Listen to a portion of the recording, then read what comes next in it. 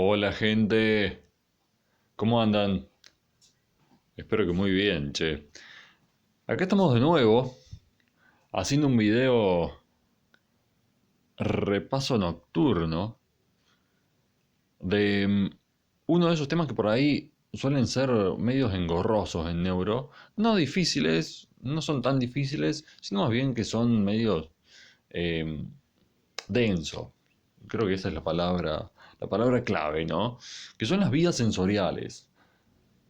Hoy vamos a ver algunas de esas vías sensoriales, ¿sí? Les traigo esta pequeña presentación como para que tengan un repaso rápido de algunas de las vías sensoriales más complicadas, como son las vías somatosensoriales, o sea, del sistema somatosensorial, y las vías visuales, que bueno, tienen algunas características especiales si consideramos eh, cómo se cruza la información, ¿sí? Cómo decusa a nivel del quiasma óptico la información. Así que bueno, vamos a ver un poquito de cómo sería todo esto. Antes, recordarles un poco el tema de lo que son las aferencias y eferencias, que por ahí está muy asociado con el tema de las vías sensoriales. Si uno habla de información aferente, está haciendo alusión a información que ingresa al sistema nervioso o que ingresa hacia una estructura, que llega hacia una estructura. De forma general, la información aferente suele relacionarse con lo sensorial, porque bueno, lo sensorial permite el ingreso de información hacia el sistema nervioso, ¿no es cierto? Pero bueno, eso es también, insisto, de forma general, o sea, de forma relativa. Uno puede decir que el tálamo, por ejemplo, recibe información de la médula espinal, o sea, recibe aferencias de la médula espinal. Pero asimismo, nosotros podemos decir que la médula espinal envía información hacia el tálamo. Entonces ahí tenemos que la médula espinal envía eferencias hacia el tálamo. Em, la información aferente suele relacionarse también con lo que es ascendente. ¿Por qué ascendente? Porque va como subiendo en niveles de complejidad. ¿Sí? Va desde los receptores, la información, hacia la corteza cerebral, que es lo más complejo. Los receptores sensoriales bien simples, procesos de información simple, la corteza cerebral, información bastante más compleja. En contraste a lo aferente y sensitivo y ascendente, está lo motriz, descendente y eferente. ¿Cómo sería eso? Lo eferente es información de envío, ¿sí? Es información de salida. Como decíamos recién, la médula espinal puede enviar información hacia el tálamo. Por ejemplo, el tálamo también puede enviar información hacia la corteza cerebral. Asimismo, de manera general, se suele decir que lo eferente puede ser motriz, porque bueno, cuando uno alude a la motricidad, refiere a que la corteza cerebral envía proyecciones hacia la médula espinal y de ahí desde la médula espinal hacia los músculos. Es decir, es el sistema nervioso actuando sobre los músculos esqueléticos y los músculos esqueléticos permitiendo la conducta desde el sistema nervioso hacia afuera. Esa información también se suele decir que es descendente, desciende en niveles de complejidad. ¿Sí? ¿Se entiende hasta ahí? Bueno, vamos con las vías. ¿Qué onda, qué onda con las vías? Obviamente, esta imagen viene a, ojalá fueran tan lindas las vías de neuro como la de esta imagen, pero bueno, por ahí no tanto. Este, una vía sensorial implica varias estaciones de relevo, así como axones, fibras que conducen la información de una estación a otra. Es algo así como pensar en un tren, ¿sí? Llegando de una estación y viajando hacia otra, ¿sí? El tren como que sería la información que va circulando por la vía sensorial. Y en cada estación hay como procesamiento de información, hay intercambio de pasajeros, hay como que salen, bajan unos, ingresan otros, bueno, algo así, se lo pueden imaginar, ¿no? El sistema somatosensorial, recordemos así medio rápido de pasada, que involucra cuatro modalidades, que son el tacto, la propiocepción, el dolor y la temperatura. Bueno, para el cuerpo, o sea, para la somatosensación del cuerpo, hay dos vías. Una es para el tacto fino y la propiocepción, y la otra vía es para el tacto grueso, el dolor y la temperatura. Vamos a analizar estas dos vías. Acá las tenemos a las dos. Esto es para tacto fino y propiocepción, ¿sí? Que es la vía que tiene que ver con la columna dorsal de la médula espinal y el lemnisco medial también. Y luego está la vía para el tacto grueso, dolor y temperatura, que tiene que ver con, que discurre a través del tracto espinotalámico. ¿Cómo serían? Bueno, vamos a eso. Vía para el tacto fino y la propiocepción. Empezamos desde abajo. Desde abajo, o sea, uno siempre tiene que tener en cuenta, primero que nada, cuando empieza a analizar una vía, cuáles son los receptores sensoriales donde empieza esa vía. Cada vía va a empezar en un receptor sensorial. En este caso, bueno, vamos a tener en cuenta los corpúsculos de Meissner, pueden ser los usos neuromusculares, los usos neurotendinosos, ¿sí? Ahí empieza esta vía. Esos receptores van a estar inervados por nervios raquídeos. Los nervios raquídeos conducen información hasta acá, ¿sí? Hasta estos gangliecitos. Esos ganglios de ahí, perdón, ahí va. Se me, se nos pasó ahí, se nos desacomodó un par de animaciones.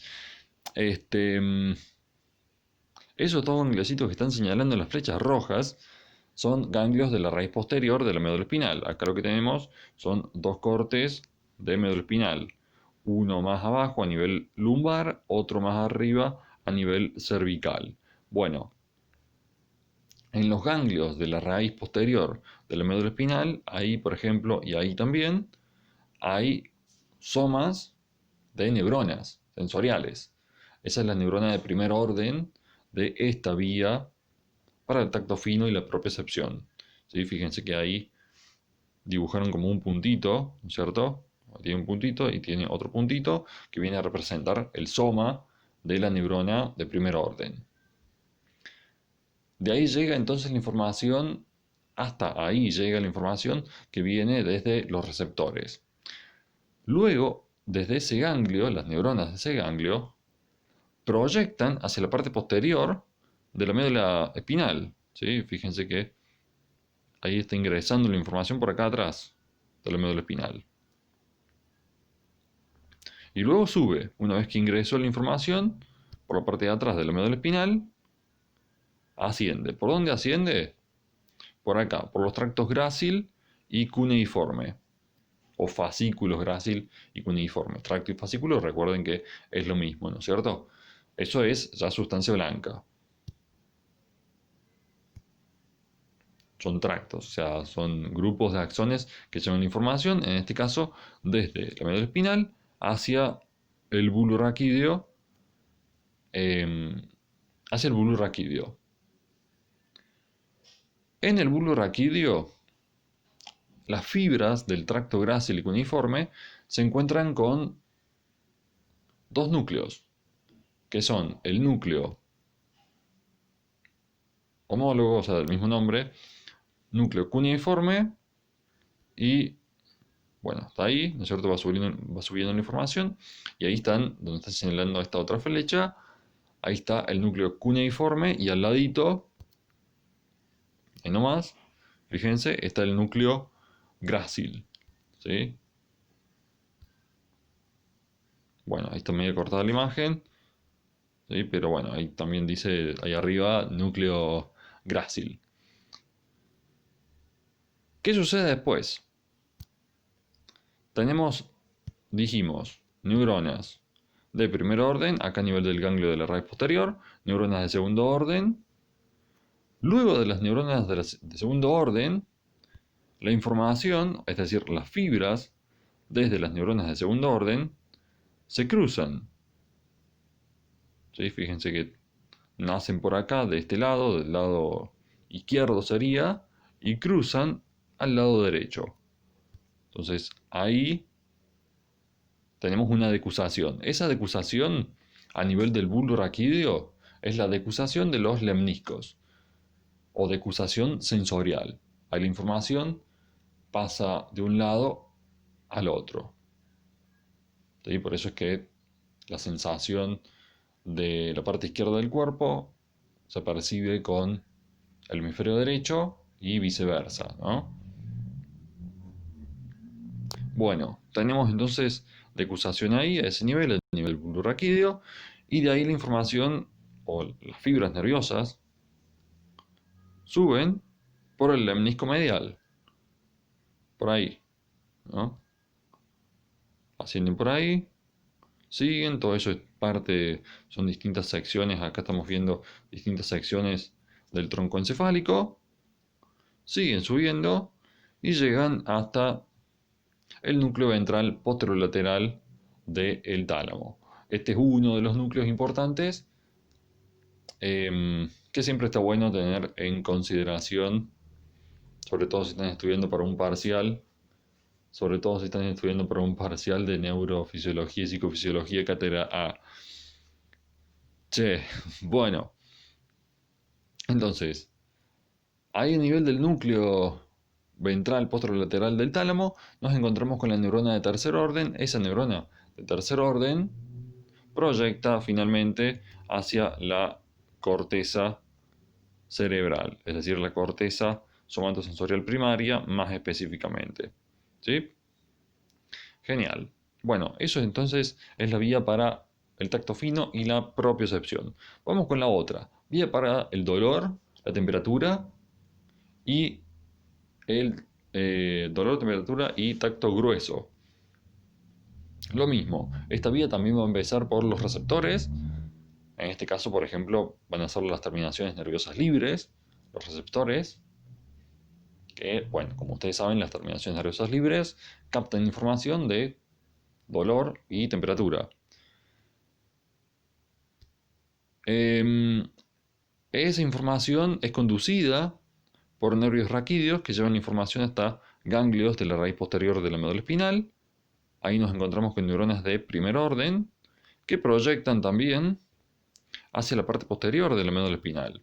¿Sí? Ahí están los gangliecitos que proyectan hacia la parte posterior de la médula espinal. En el asta posterior de la médula espinal, más específicamente en un lugar que se llama sustancia gelatinosa de Rolando, nos encontramos con las neuronas de segundo orden de esta vía, justamente ahí. Ahí va. Esas son las neuronas de segundo orden, ¿sí? A nivel de la médula espinal, hasta posterior, sustancia gelatinosa de Rolando.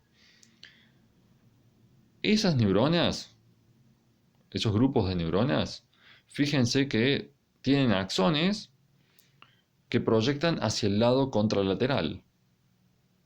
¿Sí? Ahí va. Es decir, la información ahí inmediatamente se decusa, se cruza hacia...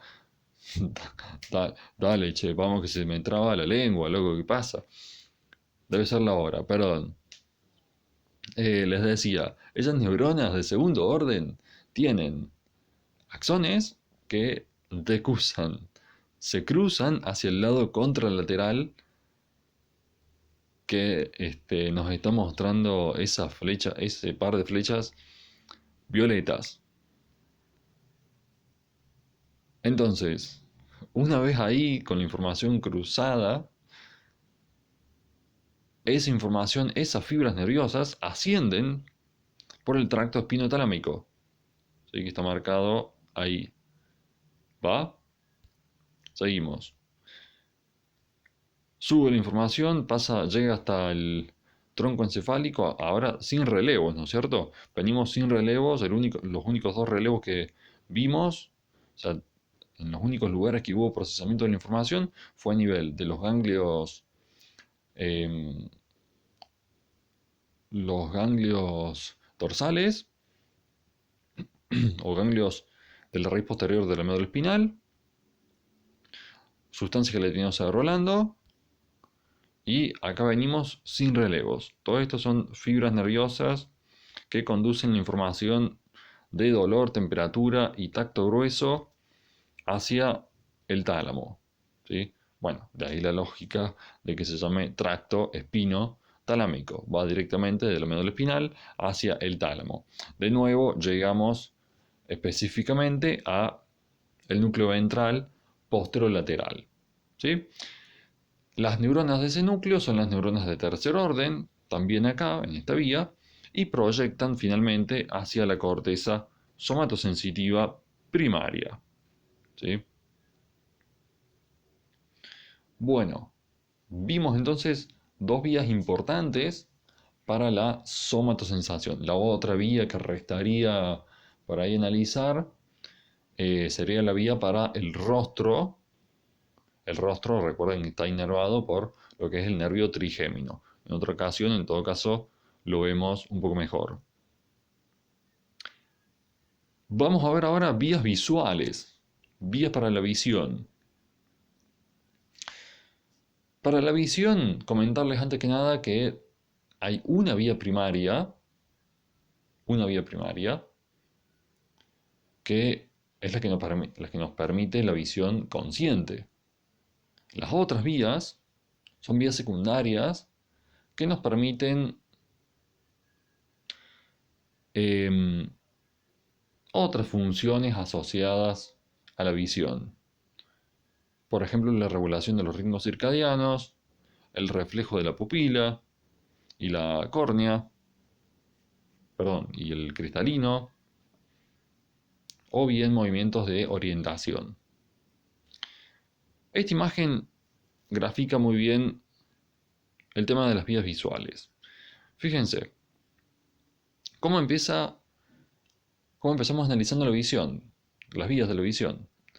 De la misma manera que empezamos analizando las vías de la somatosensación, es decir, hablando de los receptores sensoriales. Los receptores sensoriales de la visión van a estar ubicados en la oreja, ¿no es cierto? No.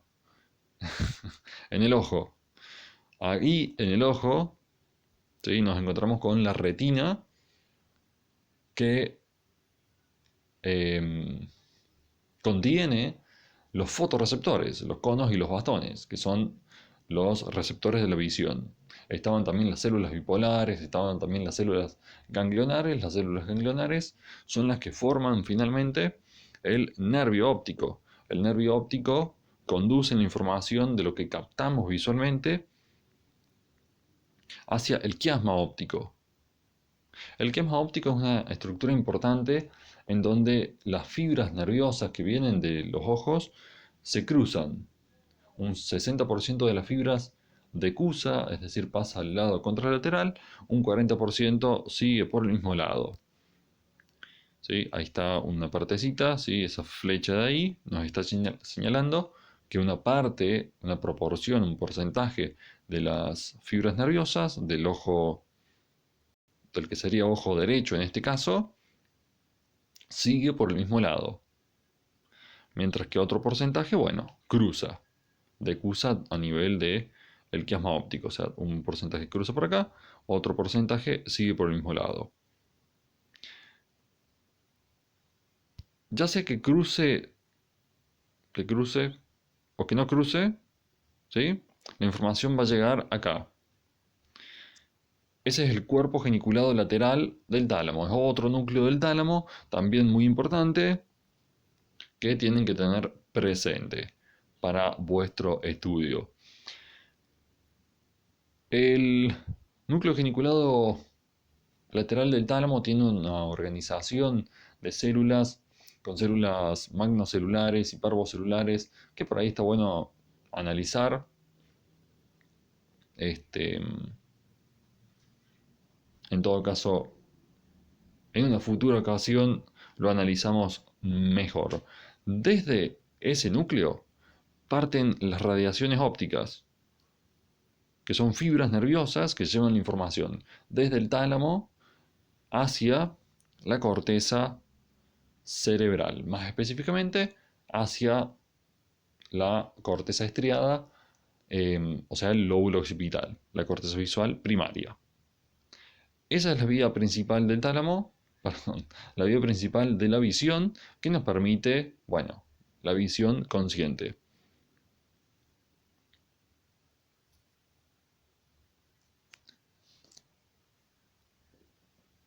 Bueno, esta hermosa imagen está simplemente nada más y nada menos que para complicarnos la existencia. Nada más. ¿Qué nos viene a mostrar esta imagen? Nos viene a explicar un poco mejor cómo es esto de la decusación de la información de un lado al otro, qué, qué información del campo visual es la que decusa y qué información del campo visual es la que sigue por el mismo lado. Fíjense, acá lo que estamos viendo es, por acá arriba dice campos de la visión, ¿no es cierto? Los ojos, como veíamos hace un toque, y resulta que la retina tiene dos partes. O sea, cada retina de cada ojo tiene dos partes. Una retina nasal, que es la parte de la retina que está más cerca del naso, o sea, más cerca de la nariz, por acá al medio. Y están las retinas temporales, que son las más laterales, más externas. Bien, esa es una retina nasal, sería retina nasal derecha, del ojo derecho, y retina temporal del ojo izquierdo.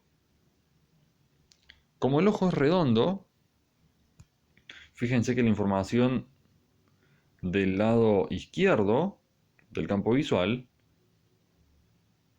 llega a estas partes de la retina, o sea, a la retina nasal derecha y a la retina temporal izquierda. Sigamos la información que llegó a esas retinas. O sea, sigamos lo que es toda la información pintada acá de color negro. La información de la retina nasal derecha, la lila, es la que decusa. Para hacerlo simple, para que no se compliquen la vida, la información de las retinas nasales es la que se cruza, ¿sí? La que cruza por el quiasma óptico.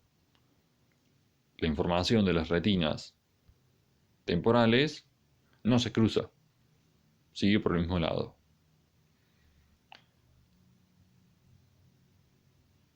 En este caso que estamos analizando, la información de el campo visual izquierdo,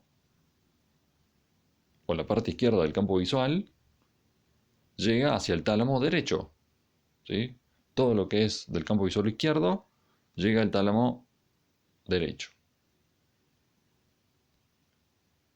Y sigue por esa vía, por ese lado, hasta llegar al hemisferio, perdón, hasta llegar a la corteza cerebral derecha, o sea, el lóbulo occipital derecho.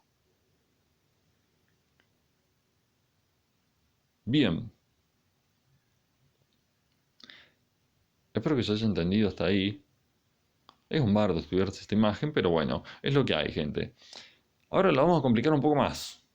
Vamos a ver qué sucede si hay daños en algunas secciones de esta vía. Vamos a analizar algunos de los daños.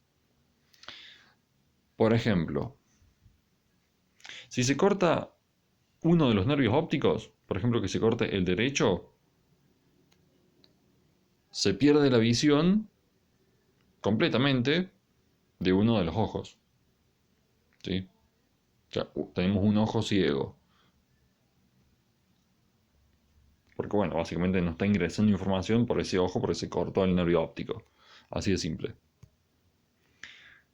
Si se corta el quiasma óptico,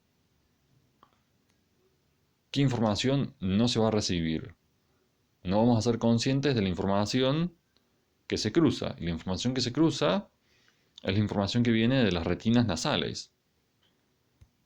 ¿No es cierto? Y la información que viene de las retinas nasales, por ejemplo esta que analizábamos acá, es de la parte externa, de las partes externas del campo visual, de las regiones laterales del campo visual. ¿Sí? Las partes más externas, más desde afuera. Entonces, si cortamos el quiasma óptico, vamos a tener una ceguera que abarque los laterales del campo visual. El individuo solamente va a ver como una franja en el centro. Bueno, les quería marcar eso y les quería marcar también la última, el punto G. ¿Qué sucede si se daña la corteza visual primaria o regiones aledañas, regiones cercanas a la corteza visual primaria? Si se llega a dañar el lóbulo occipital, uno de los lóbulos occipitales, por caso, supongamos que se daña el lóbulo occipital derecho, perdemos la visión consciente de todo el campo visual contralateral, es decir, todo el campo visual izquierdo en este ejemplo. Pero sucede un fenómeno peculiar que se suele llamar respeto macular. Es decir, lo que percibe la mácula, o sea, la información que llega a la mácula, mácula es lo mismo que fobia, ¿no es cierto? La información que llega a la fobia em, queda preservada, se sigue percibiendo. No sabemos por qué, sucede, ¿sí? O sea, se pierde toda la información del campo visual izquierdo, excepto ese pedacito que capta la fobia. En fin, cosas raras que tiene la vida. Bien, como para cerrar este videito, ¿qué sucede después de la corteza visual? Tenemos la corteza visual primaria que se encarga de la visión consciente, como dijimos. Hay también una corteza visual secundaria. Hay áreas que actualmente los neurocientíficos por ahí tienen, eh, hay cierto consenso en clasificarlas como B1, B2, B3 y demás. Luego de esas áreas de procesamiento secundaria de la información visual, hay dos vías más, que son estas que tenemos acá en imagen. Una vía dorsal y una vía ventral. La vía dorsal se dirige al lóbulo parietal, ¿no es cierto? Y está asociada con dónde se encuentra el estímulo que estamos percibiendo. Esta vía o esta región del lóbulo parietal también se encarga entonces de percibir si los estímulos visuales se encuentran en movimiento. Personas que tienen daños en esta vía, en esta región, en esta corriente, también se le puede decir corriente, no pueden percibir o les cuesta percibir el cambio de posición en los estímulos visuales. Por ejemplo, si tienen que servir una taza de café, no se dan cuenta del cambio en el nivel del agua y se les rebalsa la taza. O si tienen que percibir eh, un vehículo que está en movimiento, no saben si de repente está en movimiento o si de repente está estacionado. ¿Qué sucede con la otra vía? La otra vía, o corriente ventral, llega al lóbulo temporal y está asociada al qué, es decir, qué cosa estamos percibiendo. Es la vía que se encarga de identificar, de reconocer a los estímulos.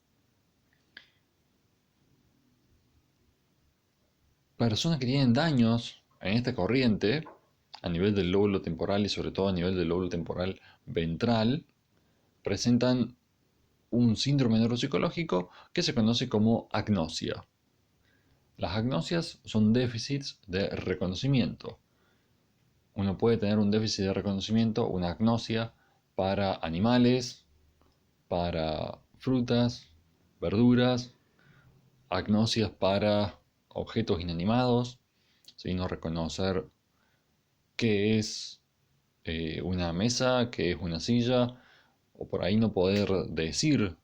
Las agnosias suelen estar acompañadas de anomias, es decir, no poder eh, decir, valga la redundancia, no poder decir la palabra que denomina a ese objeto.